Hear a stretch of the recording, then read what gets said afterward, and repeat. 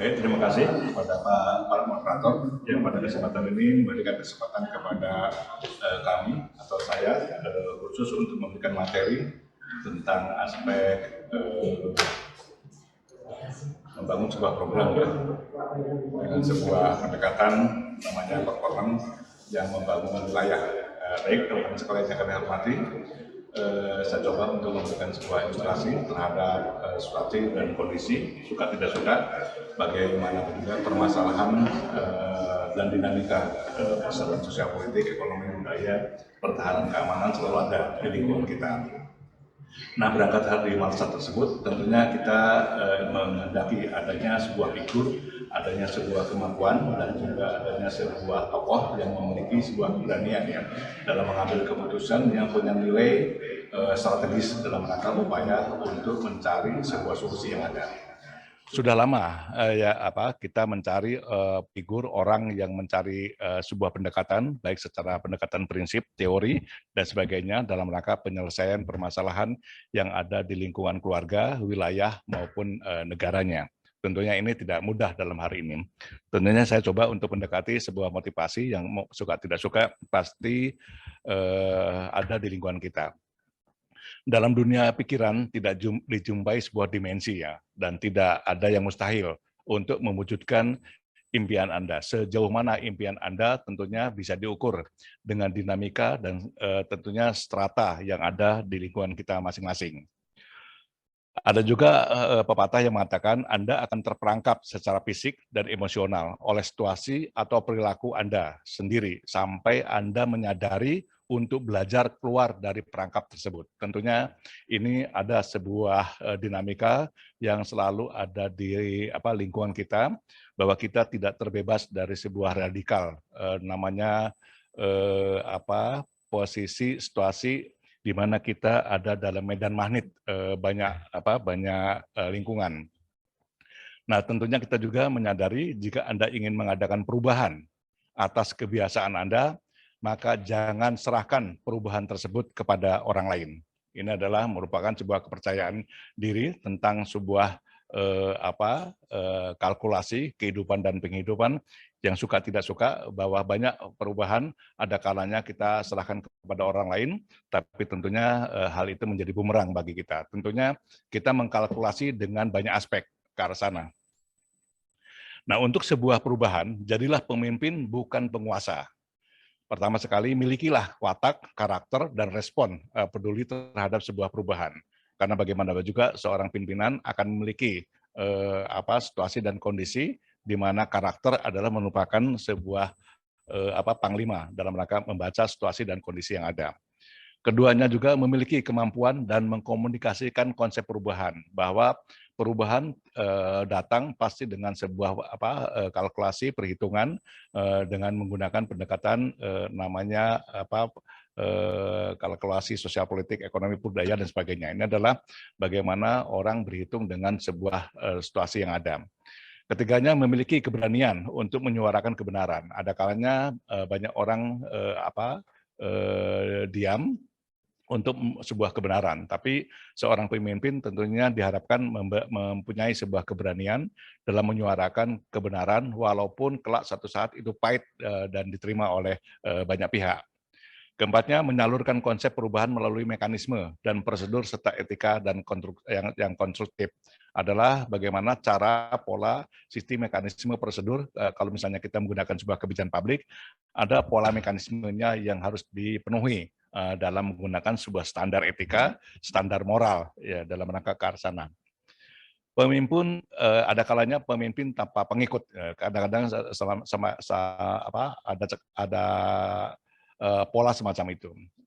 Seorang pemimpin pasti memiliki pengetahuan, memiliki kemampuan dan sebagainya. Tapi pemimpin tanpa mengikut bisa dilihat dari sebuah perkembangan. Tidak memiliki watak dan karakter. Keduanya tidak memiliki kemampuan untuk membuat keputusan dan banyak diam.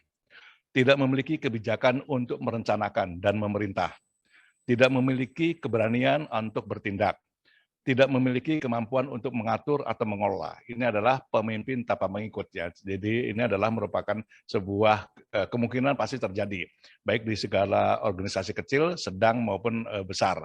Ada kalanya kita menemukan figur-figur semacam itu.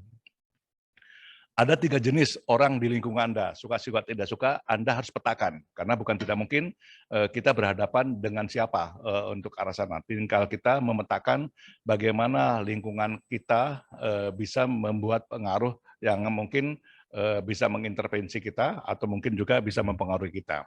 Nah, 3 jenis itu ada kalanya kita temuin dalam lingkungan kita. Pertama, orang yang bisa membantu Anda mencapai tujuan dan mencapai sukses. Itu kemungkinan didapat dari sebuah situasi dan kondisi. Ada juga jenis yang lingkungannya ada, mereka tidak suka Anda dan bisa juga mencelakakan dan bahkan juga mencegah Anda untuk mencapai sukses atau tujuan. Ketiganya, mereka yang tidak membantu Anda dan bahkan tidak peduli dengan Anda. 3 dimensi jenis lingkungan tersebut pasti ada di lingkungan kita masing-masing. Tinggal Anda bisa membaca situasi dan kondisi ya atau tidak. Harapan dan realita, bahwa kita dihadapkan dengan harapan dan realita. Segala sesuatu terjadi karena sebab ya, dan sebab karena melahirkan akibat. Akibat adalah produk kehidupan, itulah realita. Nah, tinggal kita memilih pilihan Anda. Anda hadapi, Anda hindari, atau Anda bunuh diri. Itu adalah gambaran ketika sebuah pilihan yang ada di lingkungan kita. Ada yang kemungkinan kita cermati, titik kelemahan. Bagaimana juga manusia adalah makhluk yang tidak sempurna. Sekecil apapun titik kelemahan Anda, selalu cukup untuk menjatuhkan diri Anda. Itu adalah gambaran sekecil apapun, apalagi Anda punya musuh gitu ya, kan gitu kan. Jadi jangan sampai Anda tawarkan kekurangan Anda. Jangan sampai Anda berikan karpet merah orang masuk ke dalam sistem Anda. Jadi sekecil apapun itu akan dijadikan orang lain untuk bisa menjatuhkan kita. Hindari 3 hal yang dalam merumuskan kebijakan. Jadi banyak pimpinan dan sebagainya, hindari 3 hal dalam merumuskan kebijakan. Pertama, jangan membuat janji yang tidak bisa Anda penuhi. Itu adalah saya kira itu harga mati ya kalau misalnya katakan gitu. Keduanya, jangan membuat keputusan yang tidak bisa Anda pertanggungjawabkan. Jika Anda mengambil sebuah keputusan dan Anda menghindari pertanggungjawaban, jangan. Jika Anda seorang pimpinan, jangan lari dari sebuah tanggung jawab. Jangan mengeluarkan perintah yang tidak bisa dilaksanakan oleh anak buah. Kan itu adalah merupakan sebuah beban bagi seorang anak buah ya ketika yang bersangkutan diperintahkan dan sebagainya. Karena ada sebuah doktrin dari sebuah organisasi, siap laksanakan. Selalu kan, walaupun intinya belum tentu dia bisa laksanakan. Tapi seorang pimpinan akan bisa membaca sampai sejauh mana beban tugas yang akan dilaksanakan oleh namanya seorang anak buah. Momentum, seorang pimpinan akan mencari momentum di mana dia akan mengambil sebuah keputusan. Harapan, sebuah harapan akan terwujud ketika kesiapan yang matang bertemu dengan kesempatan yang tepat. Itu adalah kalkulasi ketika Anda mengatakan bahwa sebuah kesempatan Bapak harus ambil. Karena jarang, apalagi di pegawai negeri, Pak. Ketika Bapak tawarkan, saudara siap nggak diangkat untuk naik jabatan. Biasanya seorang pimpinan, seorang anak buah mengatakan, saya pikir-pikir dulu, Pak. Jangan, setiap peluang tidak akan mungkin hadir 2 kali. Ambil jika memang itu bisa memiliki kesempatan. Nah, permasalahan suka tidak suka pasti ada dan dihadapi oleh setiap orang. Proses pemecahan masalah yang kita tawarkan, kenali masalahnya dulu. Jadi Anda harus bertar, masalahnya apa? Besar, kecil, sedang. Dilihat dari masalahnya apa? Sosial, ekonomi, politik, ekonomi, pertahanan, keamanan. Dilihat, dipetakan. Buatlah perkiraan situasinya, karena bukan tidak mungkin sebuah permasalahan itu ada dimensi-dimensi lain yang melatar belakangin. Ambil tindakan seperlunya, karena kalau misalnya tidak diambil seperlunya, kita kemungkinan ada kesan boros, ya kan, bisa aja terjadi. Kita harus lihat efektif, efisien, dan juga bisa akuntabel. Ambil tindakan seperlunya, karena setiap tindakan akan diminta pertanggungjawaban. Gunakan inisiatif, imajinasi, dan kecerdikan Anda, karena bagaimana juga Anda akan diminta kemampuan, kapan Anda punya kreativitas, inovasi, dedikasi, dan sebagainya. Dan evaluasi hasilnya, karena bagaimana juga runtutan sebuah perjalanan, proses sebuah kegiatan harus dievaluasi sebagai landasan ketika kita akan melaksanakan pekerjaan selanjutnya. Nah, suka tidak suka kita punya nilai dan norma kepatutan. Bagaimana juga nilai kepatutan adalah merupakan sebuah tata tertib kehidupan dan penghidupan. Jangan sekali-kali membuat alasan untuk sebuah kegagalan. Jangan sekali-kali, karena bagaimana juga orang tahu dan bisa membaca sampai sejauh mana kapasitas, sampai sejauh mana otoritas kita. Karena bagaimana juga kegagalan tidak bisa ditutupin dan suatu saat Anda bisa membaca kondisi dan situasinya. Jangan menghindari tanggung jawab dengan mengalihkan kesalahan kepada orang lain.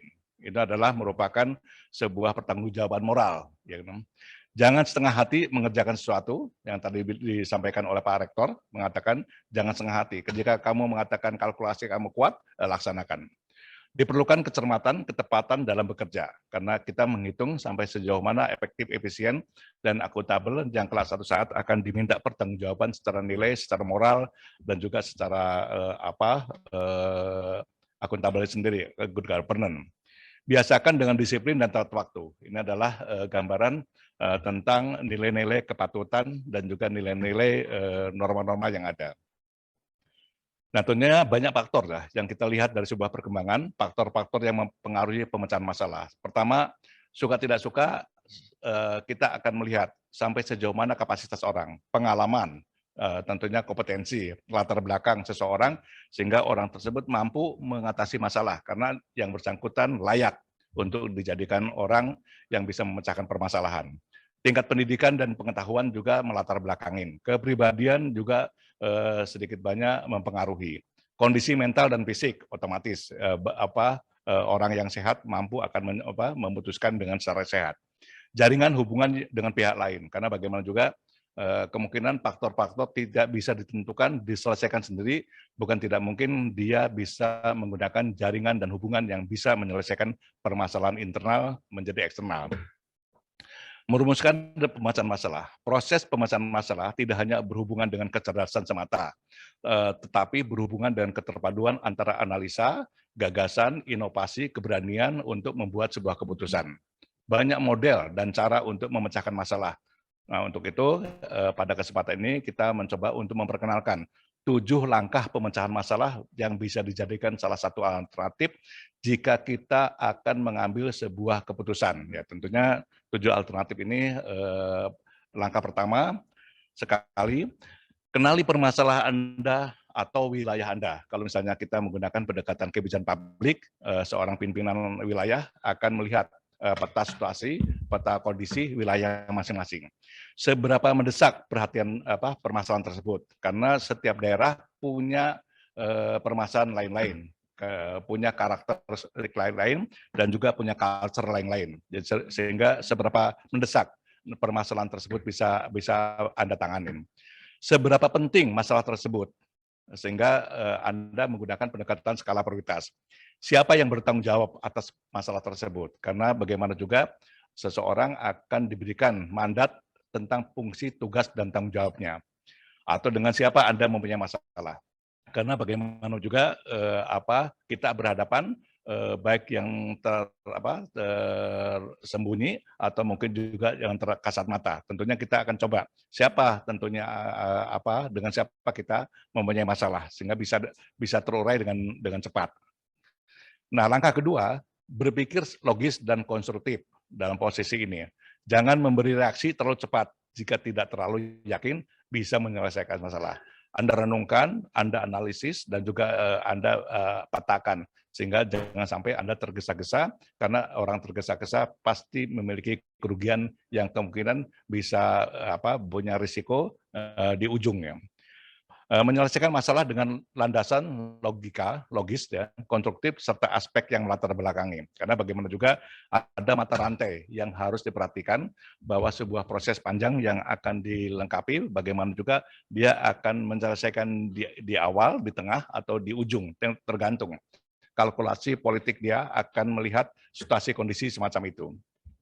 Pastikan Anda menangani penyebabnya, bukan permasalahannya. Jika penyebabnya, jadi kalau misalnya katakanlah gunung es, yaitu habiskan dulu namanya yang ada di bawah, karena akarnya ada di situ.